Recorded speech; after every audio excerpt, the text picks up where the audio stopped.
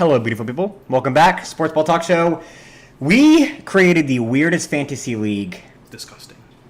It's not one of those gimmicky ones where we put the multipliers to 1 million, so we have like, oh, I scored 80 million points this week, or something stupid like that, or we draft individual defensive players.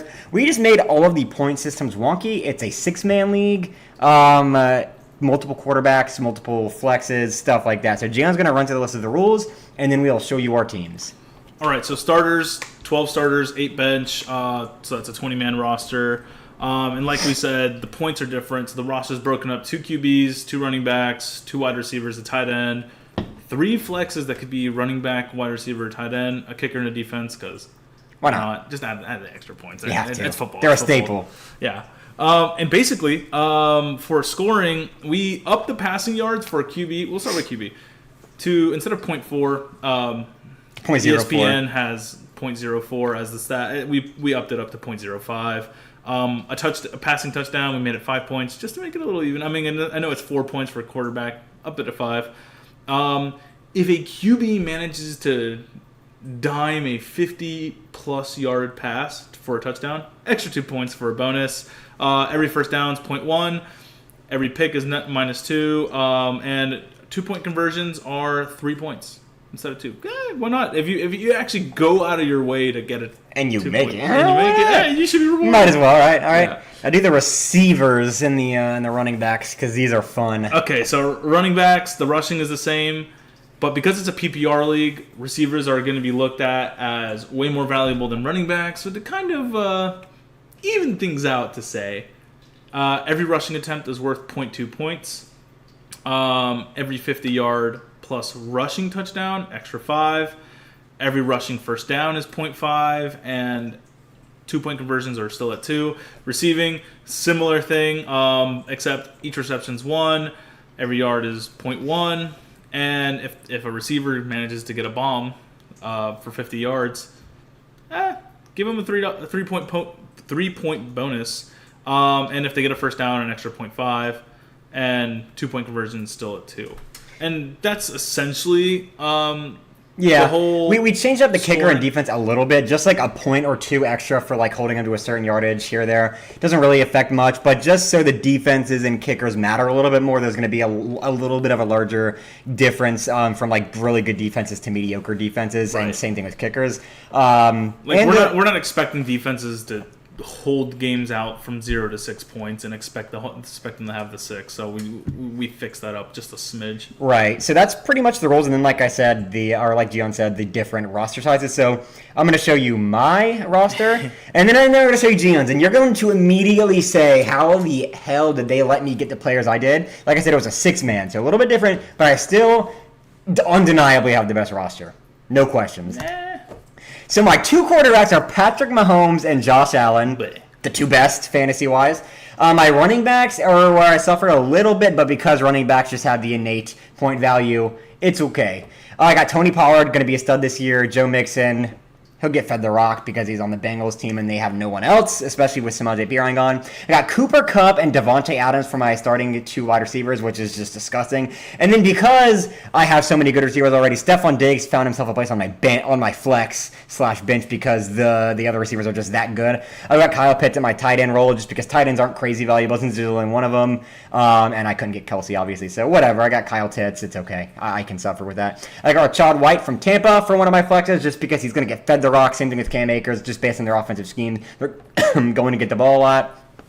Got the Commies defense just because, like I said in last week's video, with my strategy with defenses is I pick one up each week based on the matchups. And then I picked my boy Younghoe because he's my favorite kicker in the league, and I love him. So that's my starting lineup. Here's my bench. I've got Amari Cooper, Jerry Jeudy, Terry McLaurin. Michael Thomas is a flyer.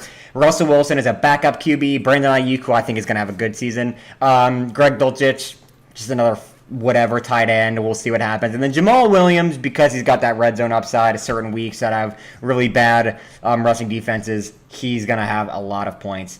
Now for Gion's roster, I'm going to rattle through it, and then I'll let him justify it afterwards. So his starting QBs, decent enough. Lamar Jackson, Justin Herbert. His running backs are Travis Etienne and Jahmyr Gibbs. His wide receivers are Tyreek Hill, Amon-Ra. His tight end is Cole Kmet. Flexes are T. Higgins, Calvin Ridley, and Pacheco. Got the Dolphins defense and the Dolphins kicker, Jason Sanders. His bench is A.J. Brown, loser. DeAndre Hopkins. Excuse me? Alexander Mattinson. Mike Williams, Drake London, Dallas Goedert, James Cook, and Derek Carr. You got decent depth at the wide receiver position, but so going into the draft, I completely forgot about the innate value of running backs. Me too. I think we all did. We forgot we buffed them in points. Yeah.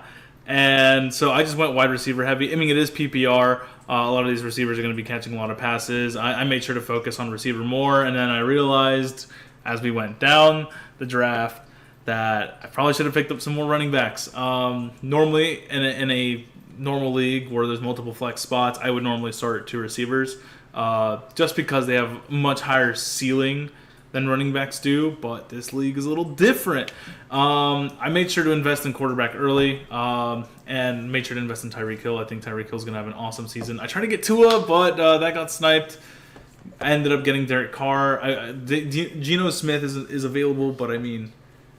Derek Carr's safer. Derek Carr's a little safer, and it clashes with the bye weeks, and I need a quarterback to be in there when I need it. Lamar, rushing upside. Jahmyr Gibbs, I think he's going to be an absolute stud. Rushing, receiving, so he's going to be there. Again, I focused a lot on wide receiver. Didn't get a decent enough tight end, but I still trust Cole Kmet. Cole Kmet's going to be a focal point in that offense. Yep. So you can expect big things from him week to week. And Dolphins defense, I think they just added an ex-Lions defensive tackle. It's like 20 minutes ago, actually. So, good. I mean, more defense, the better. I mean, Dolphins defense is slated to be good. I picked Jason Sanders. So, with the thing with kickers, I either go Justin Tucker or I go for a kicker that I think like the team is going to be facing up against a lot of harder defenses, meaning that the team isn't going to make it all the way down the field for a touchdown. So, they'll be kicking a lot more field goals. They'll be kicking a lot more frequently. So that was my strat there. And that's pretty much all I have for my team. I mean, other than that, it's better than yours. It's not. You're protected last. No. I'm protected I'm always 50 more protected points. last. Yeah, it's because you're an ape. Unless my players get hurt, I'm going to win. Like my team, I have both my quarterbacks are better, both my running backs are better, both my wide receivers are better, my tight ends better, all my flexes are better, my defense is better, my kicker's better, every single player on my bench is better. Basically, what I'm saying is I'm better than you at fantasy. No, you're not. And I'm going to win this league. Yeah, they will. They will. And we have a jersey. There's no buy-in. We don't like to do like just money buy-ins because they're kind of boring. Although obviously. Right.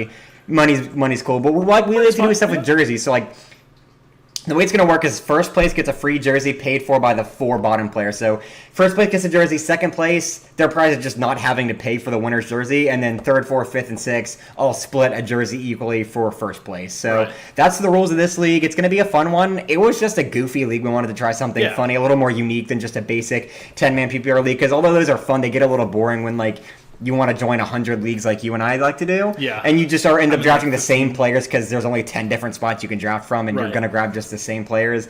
So we went with this just to have a little bit more fun and see what happens. So follow along if you want to see how much fun and how crazy this gets, and then potentially do on your own.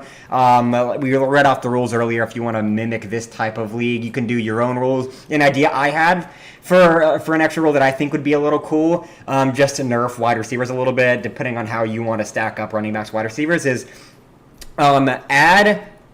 change the points per reception to 1 or 1.5, depending on whether or not you want PPR or half PPR, and then make each target minus 0.5. So that way, let's say you want a full PPR league, a catch is 1.5 and target is minus 0.5, so that way you're netting a full point for each catch.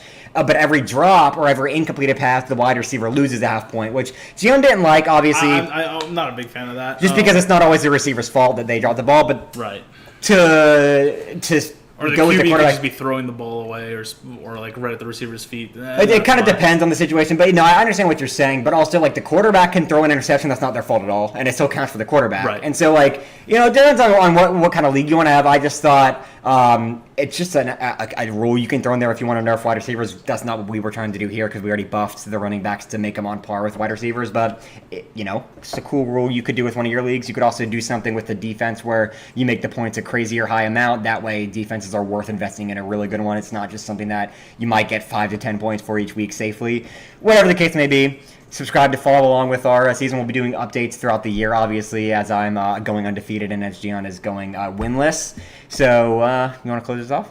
All right. You know what, guys? Stay frosty, my friends.